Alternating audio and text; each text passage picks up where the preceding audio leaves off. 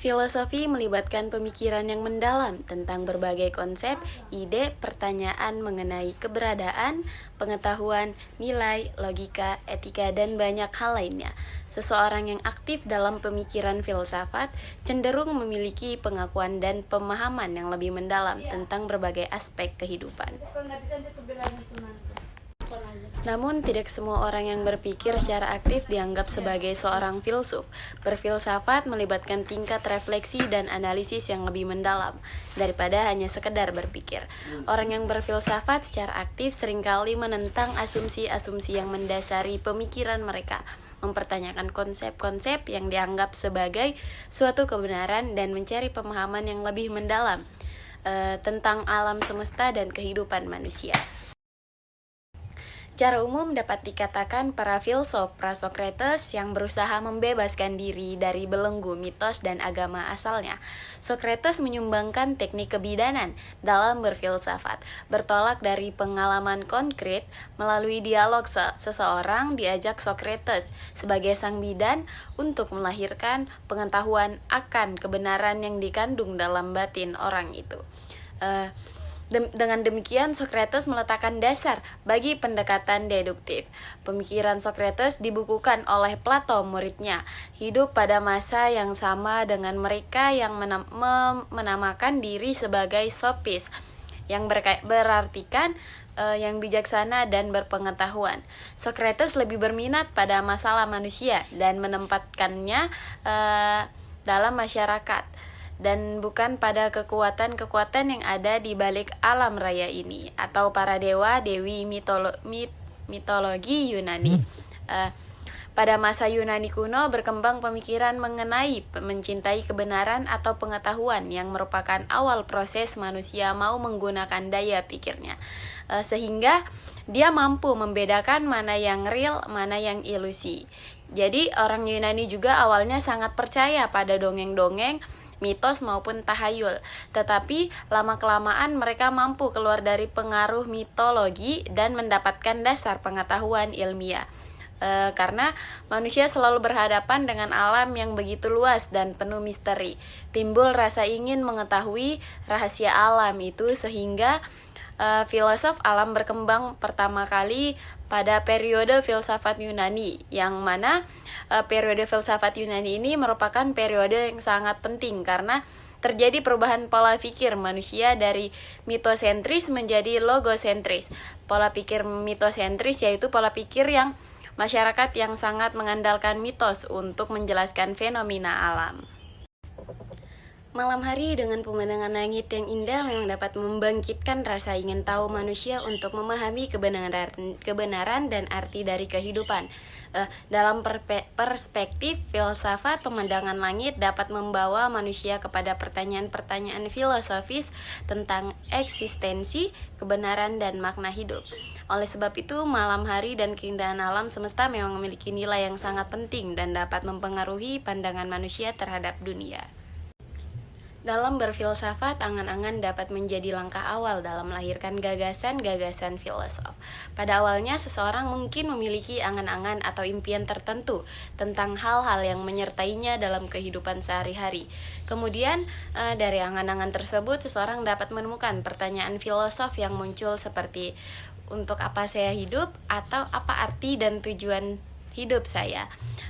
Setelah menemukan pertanyaan filosofis, seseorang dapat melakukan refleksi dan pemikiran filosof lebih lanjut untuk menjawab pertanyaan tersebut. Hal ini juga melibatkan eksplorasi konsep-konsep filosofis dan ilmu pengetahuan yang terkait, serta penerapan rasionalitas dan logika dalam berpikir.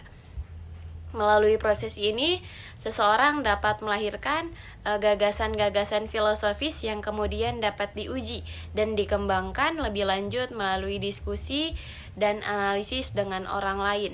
Dan juga gagasan-gagasan filosofis inilah yang dapat mengubah pandangan seseorang terhadap dunia dan membentuk pemahaman filosofis yang lebih mendalam. Zaman ini berlangsung dari abad 6 Masehi. Zaman ini menggunakan sikap inquiring attitude, sikap yang senang menyelidiki sesuatu secara kritis dan tidak menerima pengalaman yang didasarkan pada sikap reseptif attitude mind, sikap menerima segitu saja. Sehingga pada zaman ini filsafat tumbuh dengan subur. Yunani mencapai puncak kejayaannya atau zaman keemasannya pada pimpinan Iskandar Agung pada 356 sampai 323 sebelum Masehi dari Makedonia yang merupakan salah seorang murid Aristoteles. Perkembangan ilmu mulai mendapat hambatan. Hal ini disebabkan oleh lahirnya Kristen pada abad pertama sampai abad kedua Masehi. Mulai ada pembagian wilayah perkembangan ilmu. Wilayah pertama berpusat di Athena yang difokuskan di bidang kemampuan intelektual. Sedangkan wilayah kedua berpusat di Alexandria yang fokus pada bidang empiris. Setelah Alexandria dikuasai oleh Roma yang tertarik dengan hal-hal abstrak, pada abad keempat dan abad kelima ilmu pengetahuan benar-benar beku. Bangsa Yunani tampil sebagai ahli pikir terkenal sepanjang masa. Beberapa tokoh yang terkenal pada masa ini diantara lain Thales, Pythagoras, Socrates, Leucippus, Plato, dan Aristoteles. Yang pertama, Thales. Thales adalah filosof alam pertama yang mengkaji tentang asal-usul alam. Thales digelari bapak filsafat karena dia adalah orang yang mula-mula berfilsafat dalam mempertanyakan apa sebenarnya asal-usul alam semesta ini. Pertanyaan ini dijawab oleh Thales dengan pendekatan rasional, bukan dengan pendekatan mitos atau kepercayaan. Jadi, menurut Thales, asal alam semesta itu adalah air, karena tidak ada kehidupan tanpa air. Air merupakan unsur penting bagi setiap makhluk hidup. Air dapat berubah menjadi benda gas seperti uap, dan benda padat seperti es. Dan bumi ini juga berada di atas air. Selanjutnya, Pythagoras. Pythagoras dikenal sebagai filsuf dan juga ahli ilmu ukur. Baginya, tidak ada satupun di alam ini terlepas dari bilangan. Semua realitas dapat diukur dengan bilangan atau yang disebut dengan kuantitas. Karena hal itu, dia berpendapat bahwa bilangan adalah unsur utama dari alam. Pythagoras pada masa itu sudah mengatakan bahwa bumi itu bundar dan tidak datar. Pythagoras pada masa itu juga menyusun suatu lembaga pendidikan dan himpunan yang beranggotakan murid-muridnya dan para sarjana yang dikenal sebagai Pythagoras Society. Hal ini mirip dengan masyarakat ilmiah seperti sekarang. Pythagoras lebih dikenal dengan penemuannya tentang ilmu ukur dan aritmatika. Selanjutnya, Socrates. Socrates ini berpendapat bahwa ajaran dan kehidupan adalah satu dan tidak dapat dipisahkan antara yang satu dengan yang lainnya. Oleh karena itu, dasar dari segala penelitian dan pembahasan adalah pengujian dari diri sendiri. Bagi Socrates, pengetahuan yang sangat berharga adalah pengetahuan diri sendiri. Socrates juga tidak pernah meninggalkan tulisan, tetapi pemikirannya dikenal melalui dialog-dialog yang ditulis oleh muridnya Plato.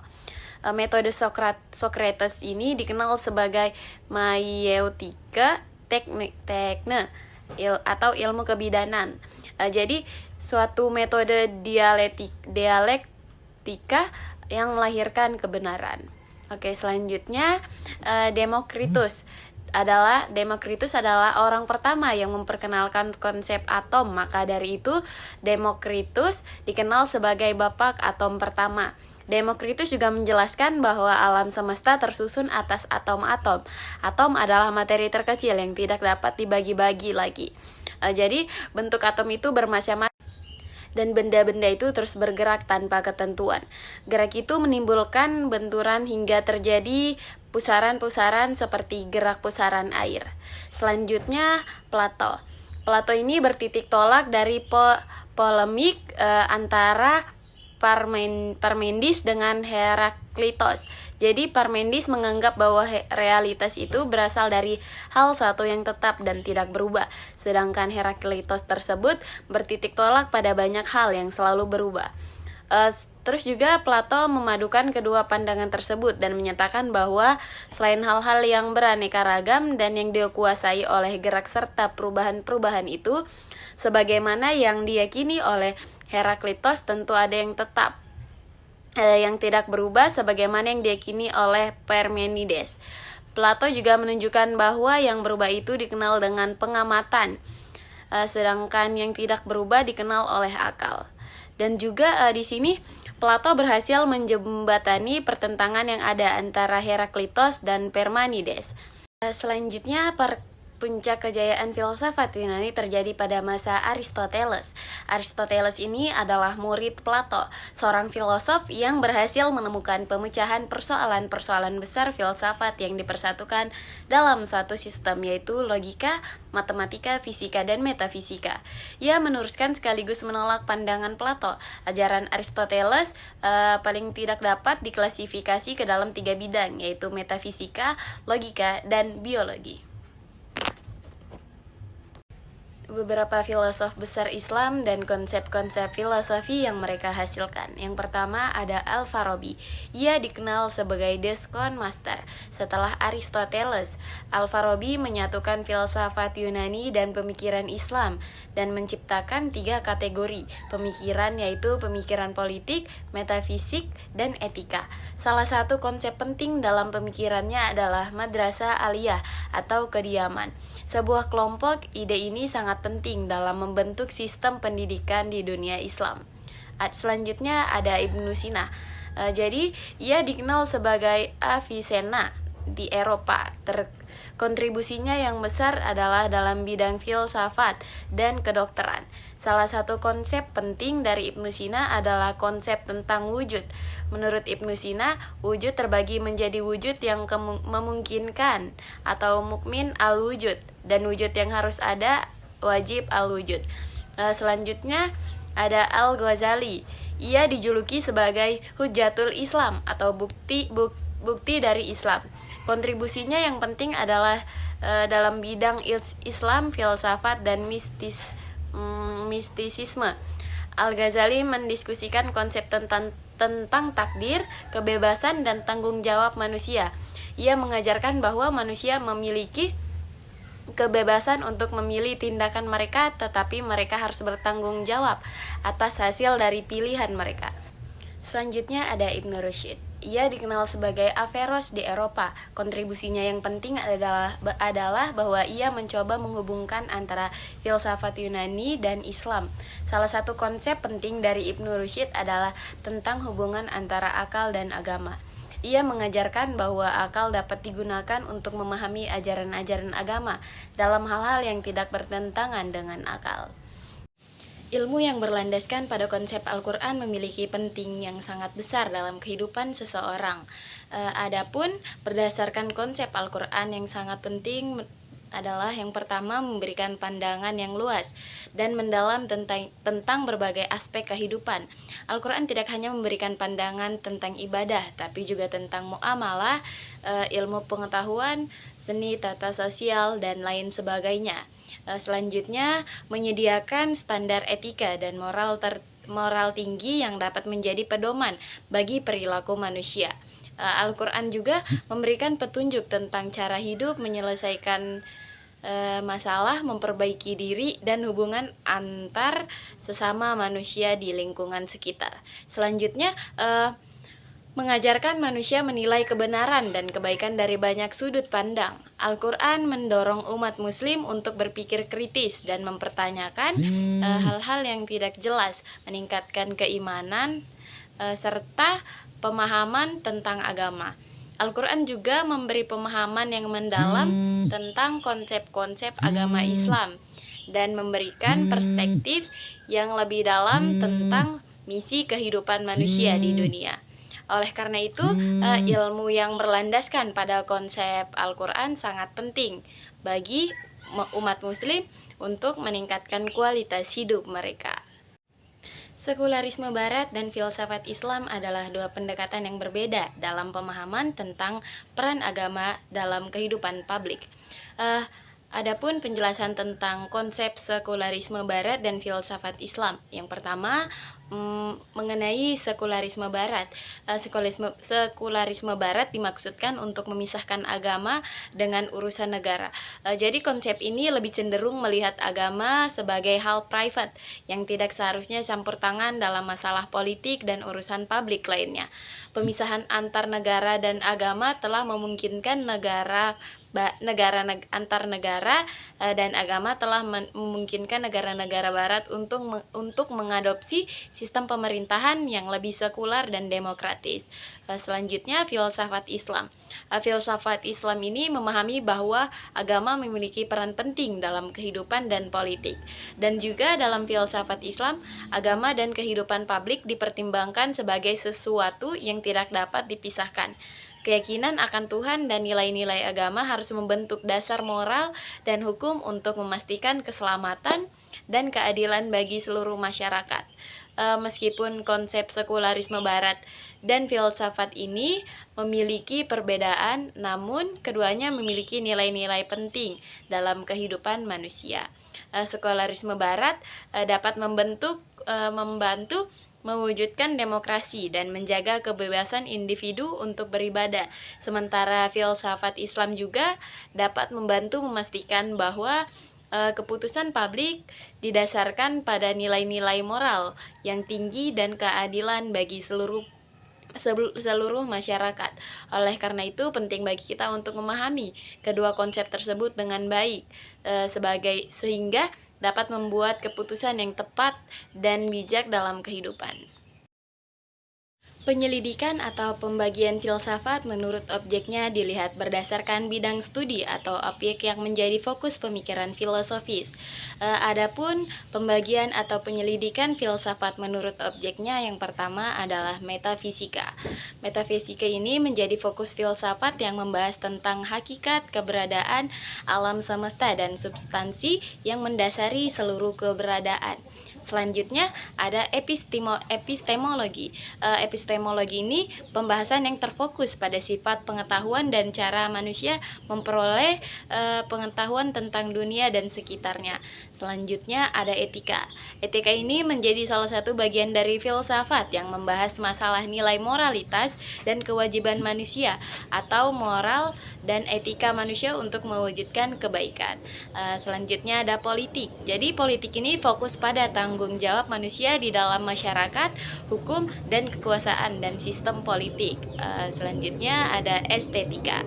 Jadi estetika ini menjadi fokus filsafat yang membahas tentang keindahan, pemahaman, dan penilaian atas karya seni dan di dunia estetika. Dan selanjutnya juga ada logika. Logika ini membahas tentang cara berpikir dan membangun argumen logis dari premis-premis dalam berbicara dan berargumen. Dan terakhir ada filsafat sejarah. Jadi filsafat sejarah ini membahas tentang sejarah pemikiran filosofis serta mengkaji pemikiran-pemikiran filosofis dalam konteks sejarah dan budaya tertentu. Ketujuh pembagian atau penyelidikan filsafat menurut objeknya ini saling berkaitan satu sama lain. Meskipun fokusnya berbeda, semua bidang studi ini dapat membantu kita memahami diri kita sendiri di dunia di sekitar kita dan masalah-masalah intelektual dan moral yang dihadapi manusia secara umum. Peran filsafat dalam membentuk kerangka berpikir seseorang dapat membantu seorang itu memahami nilai-nilai dan prinsip-prinsip dasar yang membentuk pemikirannya, serta berfungsi sebagai panduan dalam menyelesaikan masalah dan mengambil keputusan. Adapun cara di mana filsafat membentuk kerangka berpikir sebelum seseorang melakukan sesuatu atau suatu tindakan. Yang pertama, meningkatkan kemampuan berpikir kritis. Filsafat memperkenalkan seseorang pada berbagai argumen logis dan memperkaya kemampuan seseorang itu dalam membuat argumen yang kuat. Yang kedua, membantu seseorang memahami persoalan moral dan etika. Jadi, filsafat ini dapat memberikan dasar moral dan etika yang jelas bagi seseorang dalam mengambil keputusan. Selanjutnya, yang ketiga, ada merangsang pemikiran kreatif. Dalam filsafat, seseorang dipaksa untuk mempertimbangkan masalah dari berbagai perspektif, dan hal ini dapat merangsang pemikiran kreatif dalam menyelesaikan masalah. Yang keempat, ada mengenalkan paradigma alternatif. Filsafat dapat membantu seseorang melihat masalah dari sudut pandang yang berbeda dan mempertimbangkan solusi yang memungkinkan berbeda dari apa yang biasanya dipikirkan. Selanjutnya yang kelima, menumbuhkan kesadaran tentang eksistensi dan tujuan. Filsafat ini dapat juga membantu seseorang merenungkan tujuan hidup, makna keberadaannya, dan bagaimana cara mencapai tujuan tersebut. Jadi melalui pembelajaran filsafat, kita dapat memperoleh kerangka berpikir yang lebih komprehensif dan mampu mengembangkan keterampilan berpikir kritis serta mempertimbangkan nilai-nilai yang lebih kompleks lagi.